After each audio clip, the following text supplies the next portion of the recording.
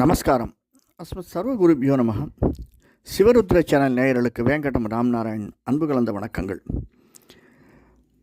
நம்முடைய வாழ்க்கை நம்முடைய கையில் என்று திடமாக நம்பிக்கொண்டிருக்கக்கூடிய கடகராசி நண்பர்களே, எதிர்வரக்கூடிய ஆடி மாதம் நமக்கு எப்படி இருக்கும்?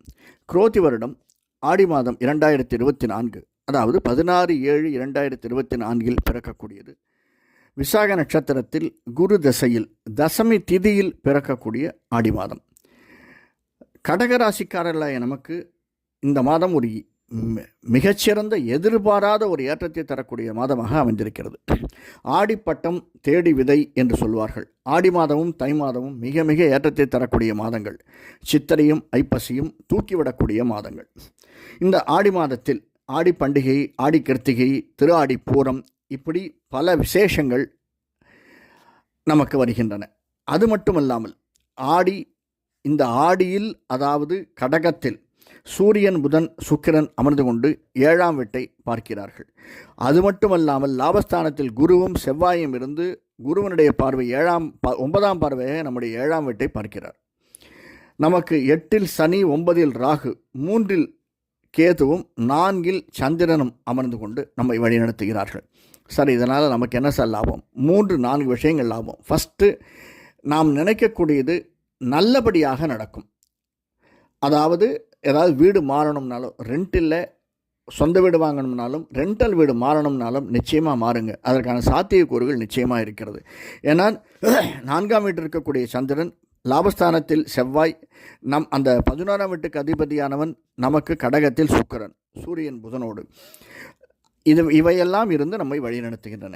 இதனால் first real estate business, construction business செய்பவர்களுக்கு இது ஒரு லாபகரமான மாதமாக அமைந்திருக்கிறது. அது மட்டுமல்லாமல் நிழல் இசை சம்பந்தப்பட்டது. ராகு நம்மளுக்கு 9ஆம் வீட்டில் அமைந்திருக்கிறார். சூரியன், புதன், சுக்கிரன், சந்திரன், செவ்வாயினுடைய அனைத்து கோள்களுடைய ஆசையும் இருப்பதனால சின்னத்திரை பெரிய திரையில் நாம் எடுக்கக்கூடிய முயற்சிகள் நமக்கு பலன் தரும். முயற்சி எடுத்தால்தான் பலன் தரும். வீட்டிலே உட்காந்துட்டு கால் பண்ணிவிட்டு சும்மா கூப்பிடுவாங்கன்னு நினச்சா கூப்பிட மாட்டாங்க.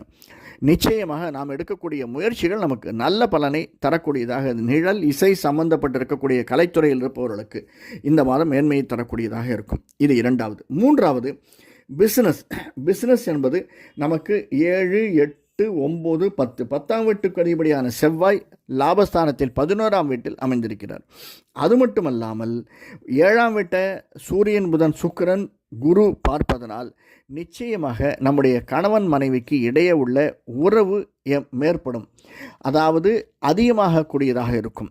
இதுவரையில் இருந்து வந்த சின்ன சின்ன சண்டை சச்சரவுகள் விலகி நாம் நினைக்கக்கூடிய முடிவுகளை எடுப்பதற்காக இருவரும் ஒத்துப்போவதாக இந்த மாதம் அமைந்திருக்கிறது. அதனால் இன்னொரு விசேஷம், அடுத்து வரக்கூடிய மாதங்களில் நமக்கு புத்திரன் இல்லாதவர்களுக்கு சந்தான பிராப்தி உண்டாவதற்கான சாத்தியக்கூறுகள் அமைந்திருக்கின்றன.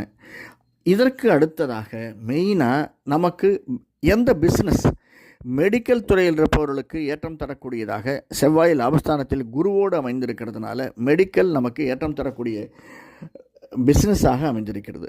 மருத்துவத்தில் முதலாளியாகட்டும் தொழிலாளியாகட்டும், நல்ல ஹோல்சேல் பிஸ்னஸ் செய்பவர்களுக்கு, ஹோல்சேல்னால் ஒரு இடத்திலிருந்து ஒரு பொருளை வாங்கி இன்னொரு இடத்திற்கு முழுவதுமாக விற்பது, அந்த பிஸ்னஸ் செய்பவர்களுக்கு ஆடி மாதம் மிக மிக ஏற்றத்தை தரக்கூடியதாக கடகராசிக்காரர்களுக்கு அமைந்திருக்கிறது. சின்ன சின்ன பிரச்சனைகள் வருவதற்கான சாத்தியக்கூறுகள் இருக்குது.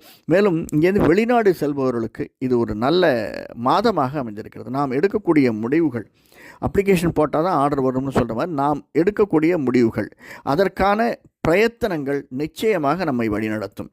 யாருக்காவது வெளி ஊர் சென்று அல்லது வெளிநாடு சென்று ஒரு டிரான்ஸ்ஃபர் வேணும் அப்படின்னு கேட்பவர்களுக்கு இந்த மாதம் முயற்சி எடுத்தோம் ஆனால் அந்த டிரான்ஸ்ஃபர் நமக்கு கிடைக்கக்கூடியதாக, நாம் நம்முடைய வீட்டோடு சேர்வதற்கான சாத்தியக்கூறுகள் அமைந்திருக்கிறது. நம்முடைய உறவினர்கள் நம்மோடு வந்து சேர்வதற்கும், ஒரு சின்ன எதிர்பாராத ஒரு விசேஷம் நிகழ்ச்சி நடப்பது, அதில் நாம் அனைவரையும் சந்திப்பதற்கும் உள்ள நிச்சயமாக இந்த மாதம் அதை ஏற்படுத்தி கொடுக்கக்கூடியதாக அமைந்திருக்கிறது.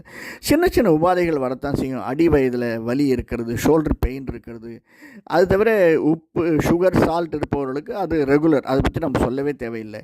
இந்த மாதிரி உபாதைகள் வருவதற்கு, அதை தடுப்பதற்கு நாம் எடுக்கக்கூடிய சின்ன சின்ன முயற்சிகள் யூஸ்வலாக குலதெய்வ வழிபாடு, இஷ்ட தெய்வ வழிபாடு கட்டாயம் வேணும். அதில் ஒன்றும் சந்தேகமே இல்லை. சூரியன், புதன், சுக்கிரன், சந்திரன் இவை 4ம் சேர்ந்திருப்பதனால ஒரு தரம் திருச்செந்தூர் சென்று வந்தோமையானால் நமக்கு முருகனுடைய அருள் நிச்சயமாக உண்டு.